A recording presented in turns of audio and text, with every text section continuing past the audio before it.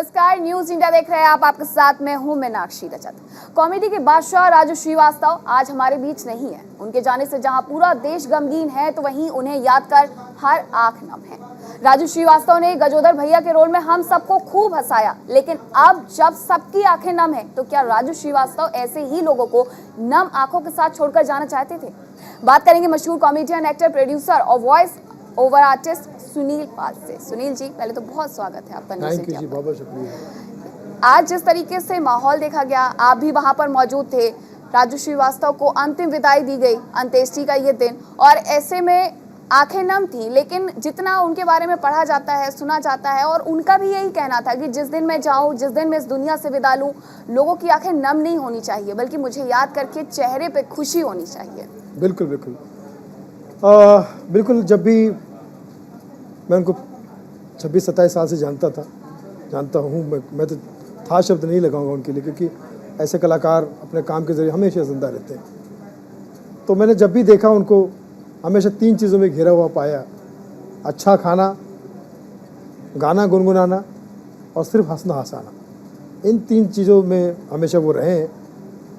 वो हंसाने का मौका ढूंढते थे, जहाँ मौका मिल जाए, किसी को भी, कहीं पर भी वो हंसाते थे, गाना गाते थे, या तो खाते पीते। मतलब यही चीज़ थी। इस 3 चीज़ों के सिवा उनका कोई फोकस नहीं था। तो जैसा आपने कहा, वो हमेशा मजाक में ये कहते थे कि भाई हम कॉमेडियंस को कहीं भी सीरियस नहीं होना चाहिए, जहाँ मौका मिल जाए वहाँ हंसाना चाहिए, और उनकी यही इच्छा थी। ये सबसे पहले आप 2004 में वो लाफ्टर चैलेंज था, जिसमें आप एक ही स्टेज पर थे। वहीं से ये पहली मुलाकात, या पहले से ही जानते थे एक दूसरे को? पहले से। जैसे मैं अपने चंद्रपुर डिस्ट्रिक्ट की बात करूं, बल्लारशाह, जहां मैं स्कूल में पढ़ता था, तब एक कैसेट मैंने सुनी थी, हंसना मनाए। तो देखा मैंने वहाँ पर बच्चन साहब की तरह एक फ़ोटो। मैंने कहा, ये अमिताभ बच्चन ही है क्या? बोले नहीं, ये राजू श्रीवास्तव अमिताभ बच्चन के लुक लाइक उनकी तरह दिखने वाले हैं। लेकिन वो फिल्मों में काम नहीं करते, वो कैसेट में काम करते हैं। वो जोक सुनाते हैं, कैसेट में एक्टर की आवाज़ निकालते हैं। तो मैं बड़ा पैशनेट हुआ। मैंने उस कैसेट को ख़रीदा और कई बार सुना, और मेरे मन में इच्छा, उस बालक बुद्धि के हिसाब से मैंने प्रार्थना की कि हे भगवान, कभी तो इनसे मुलाकात हो। जब मैं बॉम्बे में आया, तो एक प्रोग्राम में मैंने देखा, उन्हीं की तरह एक बंदा मुझे दिखाई दे रहा था। तो मैंने उन्हें राजू श्रीवास्तव समझ के सलाम किया। तो बोले, नहीं, मैं राजू श्रीवास्तव नहीं हूँ, मैं उनका छोटा भाई हूँ, दीपू श्रीवास्तव।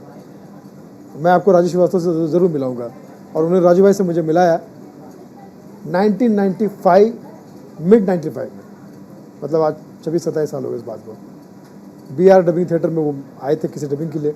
मुझे कहा कि तुम वहाँ रहते तो आ जाओ। और मारुति 800 गाड़ी थी उनके पास, भाभी जी और बच्ची गोद में थी। और 10-15 मिनट मुझे सुन के मुझे खूब हंसे, एंजॉय किया। उस वक्त 500 रुपये जेब से निकाल के मुझे बोले, तुम्हारा इनाम है और तुम मेरे टच में रहो। और उन्होंने उस वक्त ठान लिया था कि ये बंदा बहुत स्ट्रगल कर रहा है, इसको कहीं ना कहीं चांस देना चाहिए। तो उस वक्त उनके कैसेट्स आते थे, तो कैसेट में वो मुझे जानबूझ के बुलाते थे, कि हालांकि ज़रूरत नहीं होती थी मेरी, लेकिन फिर भी, हाँ सुनिए, यहाँ आ जाओ, इसमें शाहरुख खान की आवाज़ निकाल लो, इसमें नाना पाटेकर की आवाज़ निकाल लो। सुनील जी, ऐसे कई किस्से हैं जहाँ वो लोगों की मदद करने के लिए हमेशा आगे आते रहे हैं। मौके ढूंढते थे कि जूनियर की कैसे मदद की जाए, सीनियर की कैसे रिस्पेक्ट की जाए।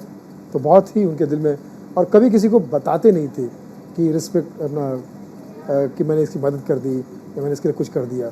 ये उनकी खासियत थी। यही खासियत थी, और यही वजह रही है। देखिए, आप राजू श्रीवास्तव का कभी भी कोई नाम भी लेता है तो चेहरे पर हंसी ही आती है। बिल्कुल। अब ये हम कह नहीं सकते कि आज वो हमारे बीच में नहीं है, क्योंकि वो वाली फीलिंग ही नहीं आती। राजू श्रीवास्तव का नाम लेते हैं और हंसी अपने आप चेहरे पर आ जाती है। ऐसा कोई किस्सा कि जब उनके मन में दुख चल रहा था, जब वो फूट कर रोना चाहते थे, लेकिन उनके सामने कहीं ना कहीं चैलेंज था कि उन्हें दुनिया के सामने जाना है, उन्हें हंसाना है, ऐसा कोई वाकया याद आता है आपको? बिल्कुल। मैं समझता हूँ कि अभी 1.5-2 महीने पहले भी जब मेरी मुलाकात हुई थी उनके ऑफिस में, मैं अपनी आने वाली फिल्म गाली गलौज, मेरी जो फिल्म है, मैंने कहा भैया स्टैंड अप पर ये फिल्म बनी है गाली गलौज। बोले, ये क्या है, गाली गलौज क्या है? मैंने कहा, जो गाली गलौज वाली स्टैंड अप कॉमेडी आ गई ना, वल्गैरिटी वाली, उसके खिलाफ ये फिल्म है। बोले, हाँ यार, मैं भी नहीं पसंद करता उसको। तो मैंने कहा, सर इसके लिए मुझे, फिल्म तो कंप्लीट हो गई है, इसको रिलीज़ करना है, इसके लिए मुझे आप एक बाइट दे दीजिए। तो उन्होंने कहा कि कब हो रही रिलीज? तो मैंने कहा अभी डेट अभी डिसाइडेड नहीं है। तो बोले डिसाइड कर ले, फिर हम लोग मिल के इसका वीडियो बनाते हैं। बस वो उनकी आखिरी मुलाकात थी, उसके बाद फिर वो मिले नहीं। लेकिन वो हमेशा हर वक्त चार्ज रहते थे। मैं उनको प्यार से सबसे यंग सीनियर कहता था। मैं कहता था राजू भाई आप हमारे सबसे यंग सीनियर है, क्योंकि आप भले सीनियर है पर आप बहुत यंग है। हाँ, हमसे भी यंग है, क्योंकि 2-2 घंटा 2.5 घंटा वो स्टेज पर लोगों को हंसाते थे। हम देखते थे कि भैया ऑडियंस भी थकती नहीं थी और वो भी थकती नहीं थी।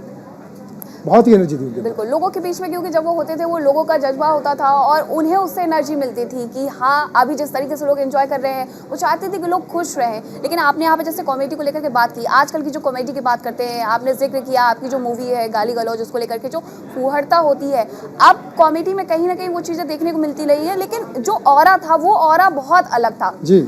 उस ऑरा में और आज के ऑरा में कितना अंतर पाते हैं आप? बहुत ज़्यादा। पहले जब ये सिलसिला शुरू हुआ था तब आप देखिए, जब लाफ्टर से पहले ये सिलसिला शुरू हुआ था तो राजू जी हो गए या हमारे ग्रेट जॉनी जी हो गए, उस वक्त लोग आर्टिस्ट, लोग कॉमेडियंस की इज्जत नहीं करते थे। लोग कॉमेडियंस को ऐसे ही समझते थे, स्टैंड अप कॉमेडियन को। और आज सोशल मीडिया में ऐसे बदतमीज़ कॉमेडियन आ गए कि आज वो कॉमेडियन लोगों की इज्जत नहीं करते, लोगों को ऐसे ही समझते। इतना फ़र्क आ गया। तो मैं समझता हूँ कि कितना ही ज़माना बदल जाए, कितना भी कुछ हो जाए, दर्शक से ऊपर कोई नहीं होता, दर्शक माँ बाप से कोई नहीं होता। दर्शक हमारे लिए भीड़ नहीं लीड है, ये क्राउड नहीं प्राउड है, ये जनता नहीं, ये जानता है। ये हमारे अन्य देवता भी है और हम यही हमारे अन्य देवता भी है। तो हमें इनके सपोर्ट में रहना है, इनकी जज्बात को समझना है, इनकी फीलिंग को समझना है, इनका रिस्पेक्ट करना है, तभी काम हो सकता है। दिल जिगर आंखें आवाज़ नेचर नियत और कंटेंट साफ सुथरा होना चाहिए। यही हमारी जिम्मेदारी भी है और यही हमारा कर्तव्य भी है। तो राजू श्रीवास्तव भी आपकी इन सारी बातों से इत्तेफाक रखते थे, वो भी चाहते थे कि इस तरीके का बदलाव हो। जैसे पहले आप कहते हैं जनता नहीं जानता है, ये सब कुछ जानते हैं और यही है जो हमें कहीं ना कहीं मोटिवेट करते हैं, एनर्जी देते हैं। वो भी इस बदलाव को लेकर के कहीं ना कहीं कुछ तो महसूस करते होंगे। बिल्कुल, उन्होंने हमेशा मैंने देखा है, जब मैंने उनसे कहा कि मैं गाली गलौज फिल्म बना रहा हूँ तो वो बोले अरे वाह वेरी गुड, मैं भी इनसे इस चीज़ को पसंद नहीं करता हूँ, मुझे इनसे इस चीज़ से चिढ़ है। तो तुमने जो किया बहुत अच्छा किया और तुम्हारी गाली गलौज फिल्म बहुत पसंद की जाएगी। और काफ़ी पॉजिटिव बातें करते थे।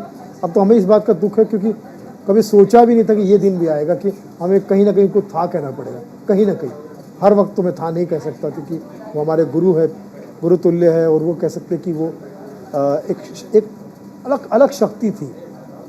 मतलब आइडल मानते हैं? आइडल मानता हूँ, बिल्कुल। वो मैं समझता हूँ कि हमारे कॉमेडी के मुखिया है। वो फैमिली के भी मुखिया थे, कॉमेडी के भी मुखिया थे, और कह सकते कि जोश से भरे हुए थे।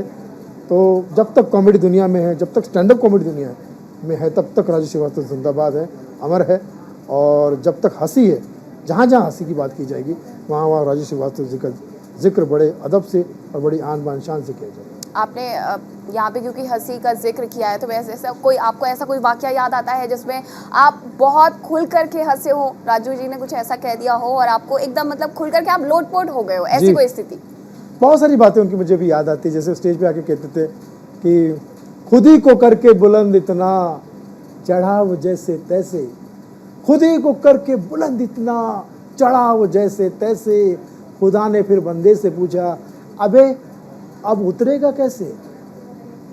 इस टाइप के बहुत सारे शेर उनके। थोड़ा तुम चलो थोड़ा हम चले, थोड़ा तुम चलो थोड़ा हम चले, अगर थक गए तो फिर ऑटो कर लेंगे। तो इस टाइप की चीज़ें वो और स्पॉन्टेनिटी की बादशाह थे। कोई उड़ गया, कोई बैठ गया, कोई आ रहा है, कोई जा रहा है, वक्त पे ही इतना खेलते थे वो, तभी तो 2-2 ढाई घंटा वो परफॉर्म कर पाते थे। देखिए ऐसे बहुत सी चीजें हैं, क्योंकि वो निर्जीव को भी सजीव कर देते थे, उनमें जान डाल देते थे। तो ऐसा कोई आपको वाकया याद आता है उनके बारे में? मतलब मैं तो कहता हूं कॉमेडी के थ्रू ह्यूमर के स्कूल के क्लास कॉमेडियन थे वो। मतलब मैं समझता हूँ कि जैसे आपने कहा कि निर्जीव चीज़ों से भी कॉमेडी करवा लेना, कि घर कैसे बात करेगा, माइक कैसे बात करेगा, कैमरा कैसे बात करेगा, ये सारी चीज़ें वो करते थे। और मुझे ऐसा लगता है कि बहुत सारी बातें, जैसे अब मिसाल के तौर पे एक उनका बहुत अभी सुनाते थे वो जोक कि एक फैमिली में मैंने किसी से पूछा कि बेटी क्या करती है, बोली बेटी सीए है। अच्छा बेटा क्या करता है, बेटा सीए है। अरे वाह, माँ क्या करती है इनकी? बोले माँ भी सी है। बोले आप क्या करते हो? बोले मैं कपड़ा काटूँ तो ये तीनों सी है। तो इस टाइप की चीज़ें वो हमेशा करते थे। बिल्कुल, देखिए राजू श्रीवास्तव का वो माहौल, वो ऑरा, और जब वो नहीं है, वो एहसास नहीं है, मैं तो समझता हूँ कि एहसासों में भी वो है। और यही वजह है बिल्कुल। कि आज आप बात कर रहे हैं, आप उनके बारे में कुछ भी बोल रहे हैं तो चेहरे पर हंसी अपने आप आती है, लाजमी है वो। देखिए 40-42 साल का हंसाने का करियर और 43 दिन का गंभीरता का संदेश और हम सब की दुआएं लेकर वो गए हैं दुनिया से। 40-42 साल अगर लोगों को हंसाया है तो हंसाना तो परमात्मा का काम है, ईश्वर का काम है। हम ईश्वर की सेवा का, इंसान तो कुछ अवार्ड और रिवॉर्ड नहीं दे सकता, लेकिन इंसान होने के नाते इंसानों के बीच में वो थे, उन्होंने बहुत अच्छा कार्य किया, लोगों को हंसाया 40 साल तक। तो मैं सरकार से निवेदन करता हूँ कि ज़रूर इस अमूल्य उनके कार्य के लिए उन्हें भारत रत्न दिया जाए, ये अवार्ड उनको दिया जाए, क्योंकि उन्होंने हंसाया। रुलाने वाले बहुत मिलते हैं, हंसाने वाले वो कलाकार हुए, गुरुओं के गुरु हुए। और साथ साथ में वो हमेशा मुझे कहते थे कि यार सुनील, मैं चाहता हूँ कि मेरी बायोपिक बने। और इत्तेफाक की बात है कि बायोपिक बने, तो ऐसा कोई विचार कर रहे हैं? क्योंकि आपने भी काफ़ी मूवी को प्रोड्यूस किया है। जी हाँ, मुझे सौभाग्य मिलेगा तो मैं ज़रूर करूँगा, मैं उनका रोल भी करूँगा, मैं एक्टिंग भी करूँगा। बस मैं सब निवेदन करता हूँ कि फिल्म विकास मंत्री होने के नाते सरकार से आग्रह करूँगा, मोदी जी से, योगी जी से, कि प्लीज़ उन्हें भारत रत्न भी दिया जाए और उनकी फिल्म की जर्नी के ऊपर बायोपिक भी बनाया जाए, ताकि लोगों तक ये संदेश पहुँचे कि कैसे ज़ीरो से हीरो तक का सफ़र किया जा सकता है, कैसे छोटे से गाँव से आकर राजू श्रीवास्तव द राजू श्रीवास्तव बन जाते हैं, गजेंद्र भैया बन जाते हैं, गुरुओं के गुरु बन जाते हैं, महाविद्यालय बन जाते हैं, एक्टिंग के स्कूल बन जाते हैं। बिल्कुल। उत्तर प्रदेश फिल्म परिषद जो बोर्ड है, उसके भी वो अध्यक्ष रहे हैं, तो क्या ऐसा कोई बदलाव था जो वो चाहते थे कि ये चीज़ें ऐड ऑन हो? बिल्कुल, बहुत सारी चीज़ें वो मुझे जिक्र करते थे कि यार अभी हम लोग इसमें ज़्यादा से ज़्यादा उन लोगों को मदद करने वाले जो छोटी छोटी फिल्में बनाते हैं, छोटे छोटे विचार लाते हैं।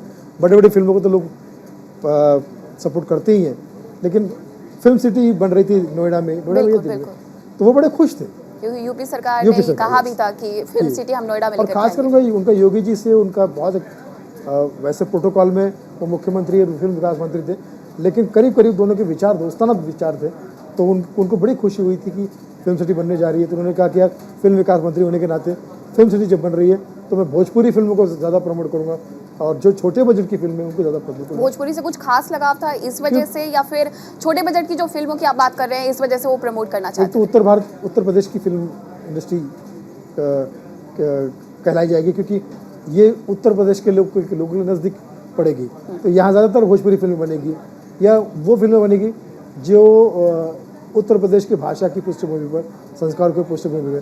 तो यहाँ के कलाकारों को काम मिलेगा, यहाँ के टेक्नीशियन को काम मिलेगा, यहाँ के, तो उस वजह से चाहते थे कि यार ज़्यादा छोटी छोटी फिल्मों को प्रमोट किया जाए, ताकि लोगों को काम भी मिले और ये फिल्में भी प्रमोट हो। तो राजू श्रीवास्तव से, द ग्रेट राजू श्रीवास्तव का जो सफ़र रहा वो इतना आसान तो नहीं रहा होगा। नहीं। ऐसा कोई वाकया जो आप शेयर करना चाहेंगे उनके संघर्ष के दिनों को लेकर के?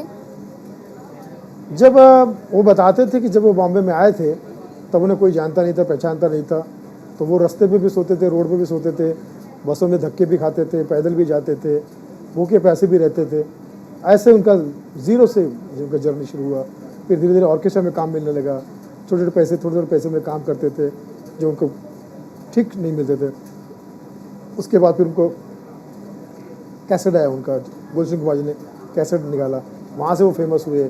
फिर लाफ्टर चले जाए, वहाँ से फेमस हुए।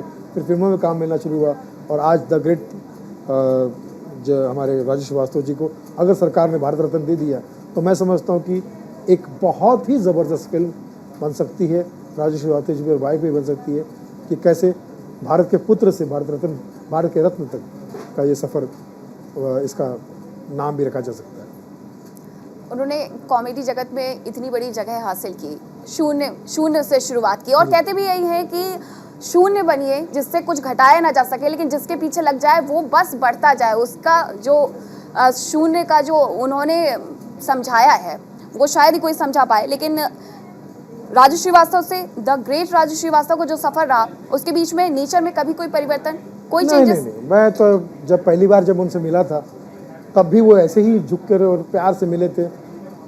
मुझे पैसे दिए थे 500 रुपये, मेरी बातें सुनी थी, मुझे कहा था कि तुम मिलते रहो, टच में रहो।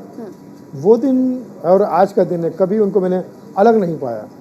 जूनियर्स को बहुत प्यार करते थे, सीनियर्स की बहुत रिस्पेक्ट करते थे, मैं समझता हूँ कि ऐसा पिता, ऐसा पुत्र, ऐसा भाई, ऐसा पति, ऐसा इंसान, ऐसा कलाकार, ऐसा शिष्य, ऐसा गुरु, एक साथ में इतना ज़बरदस्त पैकेज मैंने सिर्फ राजू श्रीवास्तव जी में देखा है। तो जो शुरू से नेचर रहा वो अंतिम तक वही बिल्कुल नेचर में रहा। रहे। और हर किसी से जब मिलते थे तो लगता था कि मिलने वाले को लगता था कि मैं इनके लिए बहुत स्पेशल हूँ, इतना स्पेशल फील करवाते थे उससे।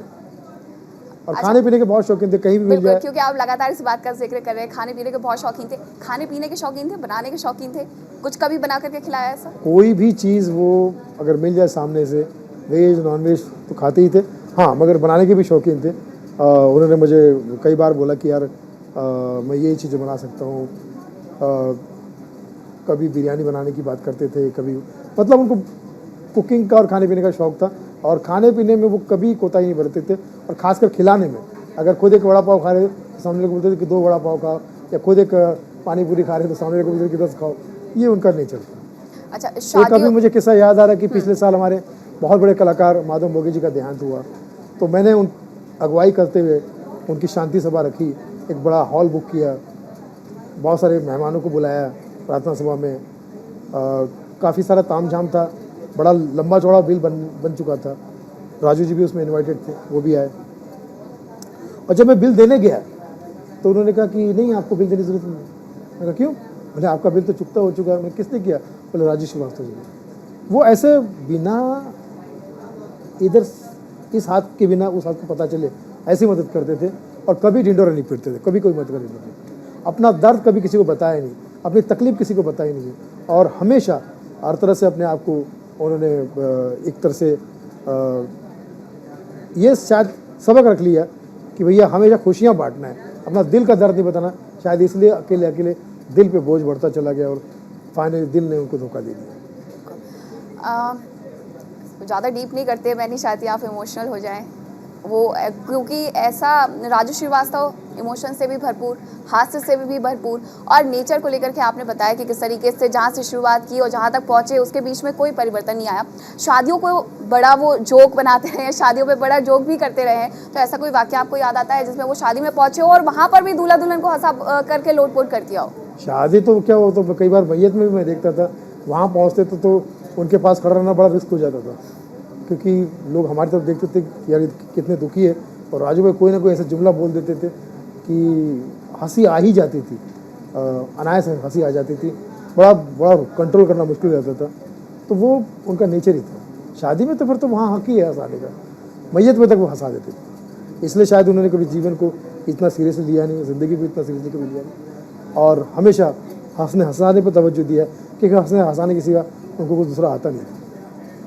देखिए, कई ऐसे किस्से हैं जो आप साझा भी करना चाहेंगे, और शायद वो किस्सों का जो एक बार शुरू होगा वो हम ख़त्म भी नहीं कर पाएंगे जो स्टार्ट होगा। लेकिन फिर भी अंतिम समय की अगर बात करते हैं, आपने क्योंकि उनसे बीच बीच में जाकर के मुलाकात भी की है, आप पोस्ट भी शेयर करते रहे हैं, तबीयत में सुधार हो रहा है, उस मुश्किल वक्त को लेकर के क्या महसूस किया आपने? क्या महसूस किया उस वक्त में? देखिए, बस वही एक ऐसा, क्योंकि फैंस भी लगातार यही दुआ कर रहे थे कि बस जल्दी से ठीक हो जाएं, वापस आ जाएं। देखिए, वही एक ऐसा दौर था, वही ऐसा एक समय था जो हमारे लिए बहुत कठिन गुजरा। सोचना मुश्किल हो गया था कि ऐसे कैसे हो गया। राजू श्रीवास्तव जैसे हंसाने वाले आदमी के साथ गंभीर शब्द कहाँ से लग गया, सीरियस शब्द कहाँ से लग गया। वो आदमी तो सीरियस मोमेंट को भी कॉमेडी कर देते थे, इतने बड़े कॉमेडी के साथ में सीरियस शब्द कहाँ से लग गया। तो ये तो उनके सिलेबस में ही नहीं है। तो हम सब ने बहुत प्रार्थना की, डे नाइट प्रार्थना की, डे नाइट दुआएं की। लेकिन कहते हैं ना कि कुदरत जब निर्दयी हो जाती है, नियति जब निर्दयी हो जाती है, तो इंसान के हाथ में कुछ भी नहीं रखती है। अभी भी मुझे विश्वास नहीं, और अभी भी मुझे लगता है कि आपके थ्रू एक न्यूज़ आएगी, अरे वो अफवाह थी और राजू भाई फिर से हमारे बीच में आएंगे, यहीं आएंगे। मुझे दिखाई देते कहते कि यार सुनील मुझे बुलाया सर, मुझे, क्योंकि हर तरह का कैरेक्टर उन्होंने किया, हर तरह की बातें की है। भागे भागे आते थे, किसी दोस्त की शादी में आना हो, किसी दोस्त की मदद के लिए आना हो। एक उनका राइटर था, उसने कहा कि राजू भाई मेरी शादी है विशाखापट्टनम में, अब आना पड़ेगा आपको। तो 2 दिन का टाइम निकल के अपने टिकट से गए, वहाँ पर प्रोग्राम करके आए, वहाँ रहे, पूरे परिवार के साथ फ़ोटो निकाला। ऐसे कई बार दोस्तों के लिए वो यारों के यार हमारे दिलदार राजू श्रीवास्तव जी, कोई इनको राजू जितनी बातें करें उतनी कम है। लेकिन जब राजू श्रीवास्तव की बात हो रही है, कॉमेडी की बात हो रही है, तो सुनील पाल क्या ऐड ऑन करना चाहेंगे? कुछ ऐसा जो हंसते हुए अलविदा कहने जैसा हो। मैं तो भैया यही कहूँगा कि जैसे बच्चन साहब उनको रोज़ मैसेज करते थे, तो बच्चन साहब भी अगर आज यहाँ होंगे तो कहेंगे देखो भैया राजू आए, अरे आप जो है वो हंसी की रीढ़ की हड्डी है भैया, हाँ, और ऐसे जो है आप इस तरह से दुनिया को छोड़कर या दुनिया से नहीं जा सकते, आप जो है हमारे दिल में है और दिल में रहेंगे, क्योंकि हंसाने के मामले में आप एक करोड़पति, और आप हमेशा कॉमेडी का दूसरा नाम होंगे। दुनिया में जब तक स्टैंड अप कॉमेडी रहेगी तब तक राजू श्रीवास्तव अमर रहेंगे, जिंदाबाद रहेंगे। राजू भैया जिंदाबाद। शाहरुख खान तो कहते अरे यार राजू, अरे आप तो कॉमेडी के बादशाह हो, भले मैं एक्टिंग के बादशाह हूँ लेकिन कॉमेडी के बादशाह तुम हो, अरे तुम ही मेरे गुरु हो, अरे तुम मेरे दिल में रहोगे, हमेशा रहोगे, आई लव यू राजू। बहुत बहुत शुक्रिया जी। नवाजुद्दीन कहते हाँ का बाप का भाई का सबका फेवरेट है राजू, मैं 15 मिनट तक तुम्हारे एक जोक पे हंस सकता हूँ, तुम्हारे बात में दम है, कमाल है, माँ कसम, शानदार, जबरदस्त, जिंदाबाद, जब तक हंसेंगे नहीं तब तक छोड़ेंगे नहीं। मुझे को तेरा एक पिछला जोक याद है कि कभी कभी लगता है कॉमेडी का गॉड तुम ही चाहिए। पंकज त्रिपाठी भैया मुझे लगता है बहुत खतरनाक कलाकार है, मुन्नी हो या मुन्ना सबको तुम ही को है सुनना। मेरे पिताजी कहा करते थे कि राजू से अच्छा कोई नहीं हो सकता, जिसने राजू को नहीं सुना मनुष्य या उन्हीं में पैदा ही नहीं हुआ। बहुत कमाल हो, बहुत बहुत बहुत दिल से धन्यवाद करूँगा, पूरा मिर्ज़ापुर तुम्हारा धन्यवाद करता है। हंसाते रहो, इसी तरह से तुम्हारे कंटेंट जो है लोगों को बहुत हंसाते रहिए, शाबाश। ऐसे कई किरदार हैं, ऐसी कई चीज़ें हैं जिनसे हम उन्हें याद कर सकते हैं। बहुत शुक्रिया सुनील जी बहुत हमसे ये बातचीत करने के लिए, और हमारे प्यारे राजू भाई के लिए आप सब प्रार्थना कीजिए। बिल्कुल बिल्कुल। मन तो नहीं मान रहा है कि दुनिया में नहीं है, लेकिन उनका काम हमेशा दुनिया में रहेगा और हमें प्रेरणा देता रहेगा। वो 2.5-2 घंटा कॉमेडी करने वाला इंसान आज भी अगर आप यूट्यूब पर जाके देखेंगे तो सबसे ज़्यादा उन्हीं के कंटेंट मिलेंगे आपको। बिल्कुल, इससे पता आपने चलता है जितने कि उनसे बड़ा कोई स्टैंड अप कॉमेडी रहेगी जी, आपने जितने वाक्य शेयर किए वो हमेशा याद रहेंगे, लोगों को भी याद रहेंगे, सबके दिल में रहेंगे। राजू श्रीवास्तव आज हमारे बीच है नहीं ज़रूर, लेकिन उनके होने का एहसास और उनकी हंसी का एहसास आज भी है, क्योंकि आप जब भी जाएंगे राजू श्रीवास्तव को सर्च करेंगे तो आप पाएंगे कि दिल से हंसाने वाला राजू श्रीवास्तव अब भी हमारे साथ है। फिलहाल मेरे साथ इतना ही, नमस्कार।